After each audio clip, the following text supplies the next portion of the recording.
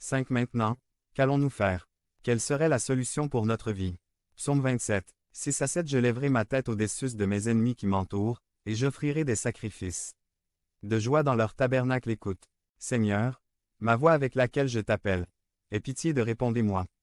4 Ayons confiance en Dieu, il vous a complètement armé. Éphésiens 6. 11 Revêtez toutes les armes de Dieu, afin que vous puissiez tenir ferme contre les ruses du diable. 1 Il nous a donné les bons outils pour gagner. A le casque. B le pectoral. C le bouclier. D les sandales. E l'épée. 2 Ecclésiaste 10. 4 Si l'esprit des princes s'élève contre vous, ne quittez pas votre place, car la douceur causera de grandes offenses à cesser. Accourons pour y faire face, mais notre combat est spirituel. Éphésiens 6. 12 Car nous n'avons pas à lutter contre la chair et le sang, mais contre les principautés, contre les puissances. B Nous faisons entendre notre voix. Professeur 18. 21 La mort et la vie est au pouvoir de la langue. 3 Le Christ a donné à l'Église. Luc 9. 1 Le pouvoir et l'autorité sur tous les démons. A autorité pour lier et réprimander de corps toute hauteur qui s'élève contre la connaissance de Dieu. B Autorité pour libérer. C'est pouvoir de guérir les malades. Conclusion. L'Église de Jésus-Christ est puissante d'une grande manière, l'Esprit de Dieu est avec nous et en nous. Et bientôt au 16. 20 Le Dieu de paix écrasera bientôt Satan sous vos pieds. Démolissons le forteresse du malin qu'ils veulent nous arrêter. Devenez membre de la chaîne et AIDEZNOUS à propager la parole de Dieu dans le monde entier. Samedi 16 mars 2024. Si vous croyez en la puissance de Dieu, commentaire 11. 11. Qui est en premier? Résumé. Vous savez que peu importe la position dans laquelle se trouve notre vie jusqu'à ce que nous décidions de savoir qui est en premier. Autrement dit, nous devons savoir qui vient en premier dans nos vies. C'est une question. Par Carl Allen. La série. Les tables de la loi. Qui est le premier? Exode 20. 1 à 3. L'introduction. Certains d'entre vous se souviennent peut-être de l'abbé de Costello et de la vieille scène satirique qui est le premier. Juste brièvement, il y a quelque temps, j'ai entendu à nouveau cette scène satirique et j'ai fait tourner les roues. Point. Vous savez, ce qu'il y a dans nos vies n'a pas trop d'importance. Jusqu'à ce que nous décidions d'abord de ce qu'il y a dedans. Autrement dit, nous devons savoir qui vient en premier dans nos vies. C'est une question qui doit être réglée.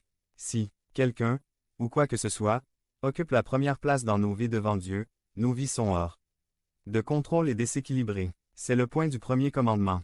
Dieu nous dit que nous devons être les premiers si nos vies doivent le glorifier. Ce matin, je veux que vous regardiez ce premier commandement avec moi et je veux vous diriger vers l'exigence de Dieu, sa raison et enfin notre réponse appropriée à ce premier commandement. L'exigence de Dieu. Verset 3. A. L'exigence de Dieu est très simple. Il exige d'être le premier dans tous les domaines de notre vie. Il sait que tous les hommes doivent avoir un Dieu d'une certaine sorte, et il exige qu'il le soit. Exode 34. 14 nous dit que Dieu est un Dieu jaloux. Oh, il est seulement digne de notre amour et de notre dévotion. Il ne permettra pas aux intrus. B. Certains demanderaient-ils, eh bien, il n'y a pas qu'un seul Dieu. Oui, il n'y a qu'un seul vrai Dieu, mais il y a plusieurs faux dieux. Ou notre Dieu est la chose, ou la personne, que nous pensons la plus précieuse, pour laquelle nous ferions le plus grand sacrifice et qui touche le cœur avec l'amour le plus chaleureux. Martin Luther l'a dit de cette façon, tout ce que nous faisons le plus de est notre Dieu. C'est, l'homme, par nature, est une créature religieuse. Il trouvera quelqu'un, ou quelque chose, à adorer. Devenez membre de la chaîne et AIDEZNOUS à propager la parole de Dieu à travers le monde. Point. Samedi mars 16 2024. Si vous croyez en la puissance de Dieu, commentaire 11. 11. Les choses et les gens occupent souvent la première place dans nos vies. Remarquez certaines choses que nous élèvons au statut de capot de Dieu dans nos vies. 1. Le Dieu du plaisir. Philippiens 3. 18 à 19. Le plaisir est comme une drogue. Il en faut souvent plus pour obtenir le même effet. Cela peut inclure sensuel, sexuel, sportif, de divertissement, etc. 2. Le Dieu des possessions. Matthieu 6. 24. Le don de la cupidité domine de nombreuses vies. Les gens qui placent de l'argent et des choses sont avant tout des idolâtres. En ce Dieu nous avons confiance. Il a été placé sur notre monnaie américaine pour une raison. Lorsque nos ancêtres ont fondé ce pays. 3. Le Dieu de la valeur personnelle. Romains 1. 25. Lorsqu'une personne sent que le monde tourne autour d'elle et qu'elle devrait toujours l'emporter, cette personne est un idolâtre. Ils se sont placés dans une position de jouer à Dieu. 4. Le Dieu des plans et des projets. Quelque chose qui occupe l'esprit et la vie devant Dieu est une idole.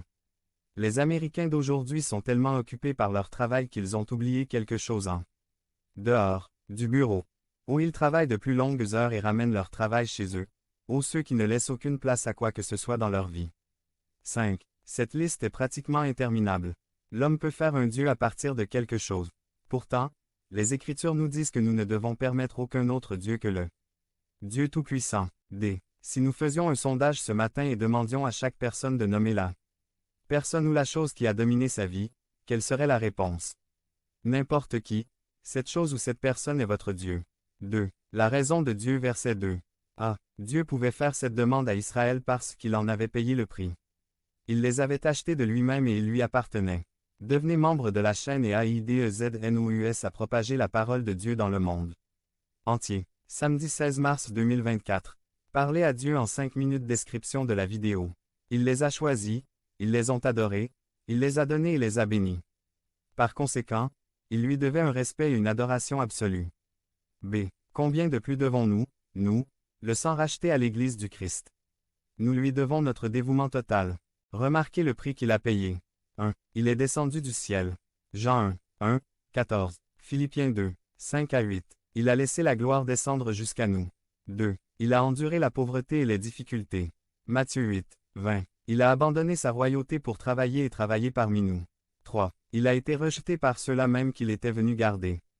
Jean 1, 11, 4. Il a été flagellé. Matthieu 27, 26. Chanté dans Psaume 129.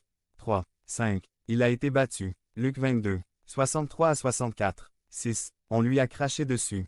Matthieu 27, 30, 7. Il a été ridiculisé. Matthieu 27, 26 à 29. 8. Il a été humilié. Matthieu 27, 35, 9. Il a été crucifié. Luc 23, 38, 10.